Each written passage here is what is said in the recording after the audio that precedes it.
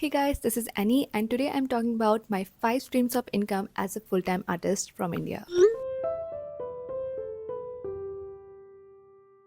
If you guys are new here, hey guys, this is Barnika aka Annie, and recently I have been getting so many comments and DMs of people asking me whether it's possible to make a living through your art, and I think I can be a tiny example of it because currently I am a full-time artist and my aim is to be completely honest and transparent with you guys in this video. And I'm going to tell you this upfront that this is kind of like a stressful job because most people from the society don't consider art as a real job at all. I have found ways that I can monetize my art and things that work out for me. And so today I'm sharing my journey with you guys in hopes that this video will be a little bit helpful, and maybe this video is your sign to start that new art hobby, that new art business that you always wanted to have. And with that, let's get started. Okay, first let me list down all the streams of income and then I will discuss each of them in detail. So the first one is of course my business. I mean, that is how everything started. The second is going to be my workshops or online classes. This is great not just for me as an artist to earn a part of revenue, but also for the people who want to learn from me in person or just want to have a fun clay session. Third stream of income is YouTube AdSense. So last year in February my channel got monetized, so it has been one full year since I started earning on YouTube. My fourth source of income is brand deals or sponsors. This is kind of like very surreal because I feel like I am a very average artist. My channel is not that great, my cinematography is not that great, but somehow I was able to work with some really good brands. Some of these brands sponsor some of my videos as well, so that's also another extra source of revenue. And my fifth and the final source of income, which does not contribute a lot at this point but I do see the potential, is called affiliate marketing. If somebody buys something through my affiliate link, the customer does not have to pay anything extra, but because it's my affiliate link, I get to earn a small commission through that. So that is the basic summary of all the streams of revenue, and I'm going to go in detail about each of these and answer some of your most asked question in each of these areas. Before that, I want to say that no matter if you're an artist or a small business owner or a content creator, one thing that you guys might be struggling with is photo editing, like making sure that all the pictures are in perfect ratio, and all the platforms require different ratios. Sometimes I need a solid background, sometimes I might need to change the background, sometimes I need the background to be expanded to look more aesthetic. All these things not just take so much time but is also so stressful, but it doesn't have to be that way. With Insmind, the stress is all gone. Insmind offers so many free tools, and here are some of my favorites. Okay, so the first one is their background removal tool. It perfectly crops out the picture and then I can add a solid background, or I can generate an AI background, or even a custom background. Another feature I love is the smart resize feature. With this, you don't have to worry about the different ratios on different platforms. Just choose the picture and select all the platforms you want to upload the image, and Insmind will perfectly crop out all the images according to the ratios. Another really amazing tool is their batch editor tool. With this, you can upload up to 30 images at once, and this comes so handy when I have a shop update. Another magical tool is AI Expand. I absolutely love how realistic the background looks. Like, they even add the shadows and everything, and it matches the image so perfectly. And it doesn't end here because there are so many other amazing tools to explore. With Insmind, these things can be so much more easier for you guys. Insmind offers so many amazing tools, and the best part is most of them are completely free. But they also have a paid version, and I personally have their paid version, which I think is completely worth it. So check out Insmind today. I will have the link in the description, and thank you so much Insmind for sponsoring today's video and supporting our channel. And now let's get back to the video. So when I say people that I have 5 different streams of income, most people think that these are like 5 different part-time jobs, but these are way more interconnected, which makes it a lot more easier to handle. So the first of course is my small business. So I started this small business in mid 2022, and a lot of people asked me one single question is how long did it take to get you your first order? So I would say it was pretty instantaneous because I have been creating content and posting pictures on Instagram from 2020. So I think there were a lot of audience who were like waiting for my shop to open. So as soon as I opened my shop, I pretty much immediately got response. So that was a really great thing. When I first started, I did not have that pressure of everything being perfect. I gained a little bit of confidence, I gained a lot of knowledge and experience, and then I started my business, which made the process a lot more easier. The second thing that a lot of you guys are confused about are taxes and GST and all of that. I'm going to say this, that I did not have any idea about any of these when I first started my business. But when you're first starting out, and if you're not making a crazy amount of money, you really don't need to fill out all those taxes and everything. But if you do want to start it as a serious business, I think it's much better to consult a CA. A lot of countries have this minimum threshold that you need to cross in order to pay taxes as a business. When your business does get to that point, it's best to consult a CA. But yeah, when you're first starting it, you really don't need to worry about a lot of these things as long as you're not making like a crazy amount of money. Just start it, okay? My next source of income are my workshops or online classes. So this is something that I genuinely did not think that I would do, because according to people around me, I'm not a great teacher, but a lot of people wanted to learn personally from me. I think I share a lot of information on YouTube, on Instagram, and on social media in general, where I share about 90% of my process with my audiences. But again, there is a small 10% that I don't share.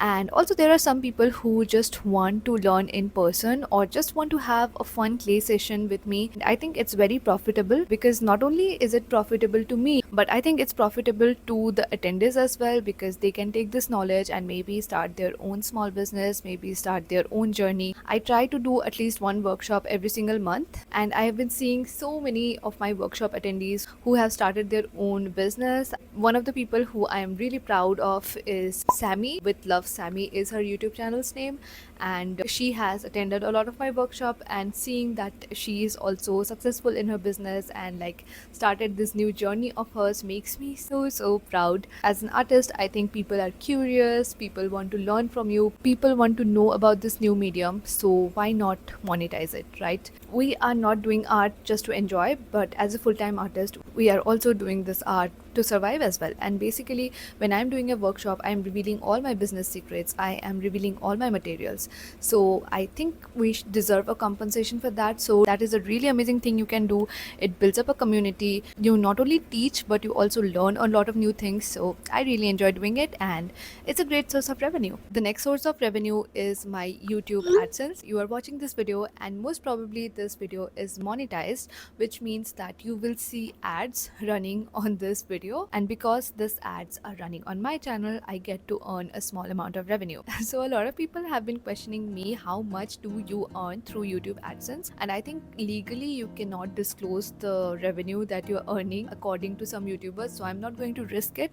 But I will say that the least amount of money that I have earned in a single month was around 25,000, and the most amount of money that I have earned in a single month was 45,000. So you see, this is kind of like a big gap. It totally depends on the amount of views you are getting and also the amount of videos that you were able to upload in that single month. I still think that getting this YouTube AdSense was a major change in my artistic journey, because before this my earnings solely relied on my business. So having this extra income, which is YouTube, really helped me. I knew that even if I am not able to work this month, maybe I can upload a few videos and then I can get some amount of revenue from there. I honestly regret the fact that I did not start YouTube earlier, and the reason why I did not start it was because I actually wanted to really focus on my Instagram. Instagram was my main source of audience and customers. In my mind, I used to think that having a YouTube means I have to work a lot more,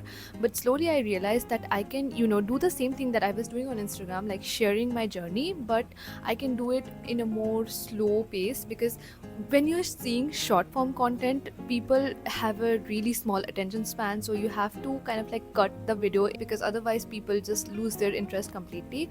But with long form videos, I got the freedom of sharing my processes really slowly, and I personally find that very peaceful. Okay, another question that I get a lot is, what are the tools and equipments that you use? And I probably have only used like 5 equipments at most to grow my YouTube channel. The first is of course my iPhone, and yeah, I don't have a camera right now. I just use my iPhone and I use the back camera. I always shoot at 4K 60 fps, which takes up a lot of storage but gives you the best quality. The next thing that I invested was my mic.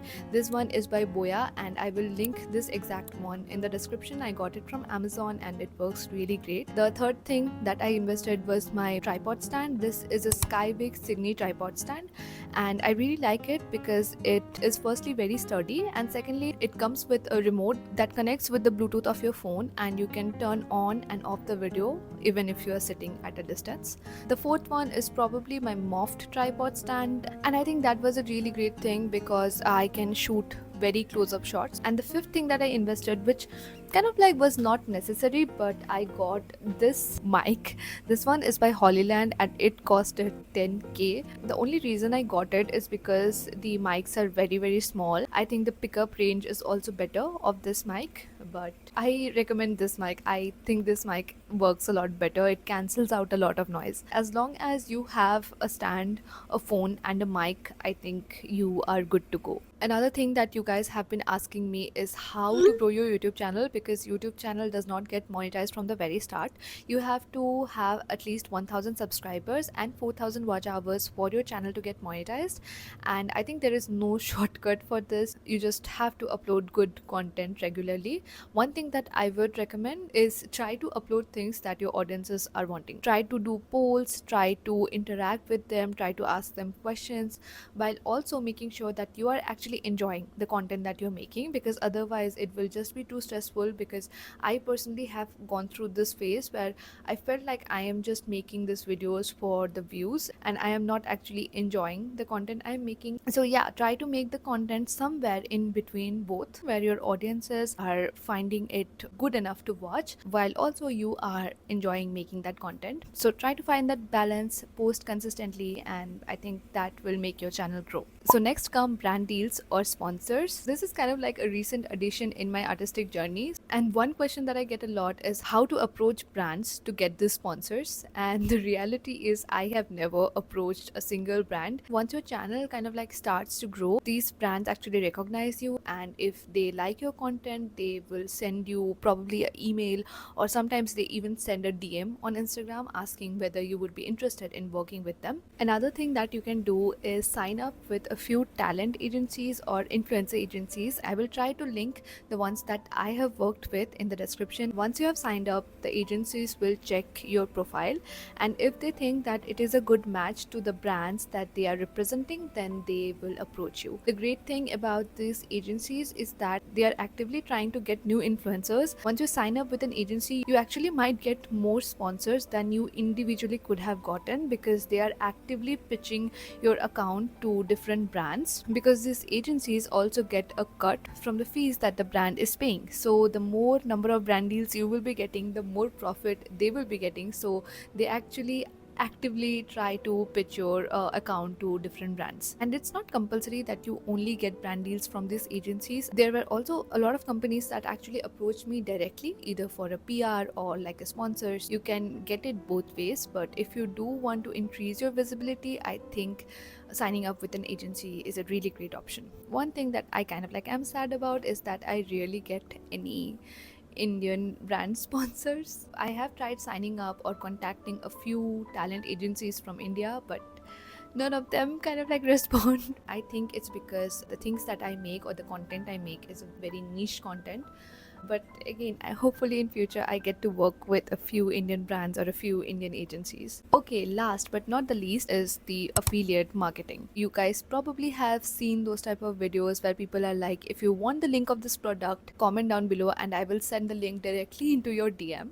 So those mostly are affiliate links that you are getting. So even I have my affiliate links, like all the things that I have listed in the description are my affiliate links. So when you are clicking on that affiliate link and you are buying that product, you do not need to pay anything extra. You are paying the MRP, but I make a small commission from that. So you can get your affiliate link by registering with Amazon affiliate. I think in India, Meesho also has an affiliate link. YouTube also recently launched their affiliate links with Flipkart and Myntra. There is another platform called Wishlink, which a lot of people have been using, but I did not have a chance to use it till now. But I know a lot of creators who are earning using Wishlink. So I think that is basically an app which automates the DMs and messages. So like those videos where you comment to get the link in your DM, usually they are done using Wishlink. So as an artist, of course, you will be creating content, people will ask you for links, you probably will be sharing those links, so why not monetize that, right? Again, I don't earn a lot using this associate link. I think the most amount of money that I have got through this affiliate links is probably like 5 or 6k. Yeah, it's a very small amount, but I would say that it does have a potential to earn a lot more if used correctly. So yeah, those are my 5 streams of income as an artist. This video is in no way saying that 9 to 5 job is bad or you should leave your 9 to 5 job. I think people on the social media have villainized 9 to 5 so much and romanticized a small business art lifestyle a lot, and I am one of those creators, and I do think that a small business, a art small business is really beautiful, but at the same time, if you fear instability, then I think 9 to 5 is a lot better. But at the same time, if you have the passion in you and you want to start art, you want to monetize your art, definitely give it a try. And again, for all the people who were asking me that whether it is possible to make a living through art, yes, it is, and I am a small, tiny living example of it. So yeah, with that, I hope you guys enjoyed today's video or found it insightful. I will see you guys very very soon. Take care and always keep your inner child happy. Bye. Bye.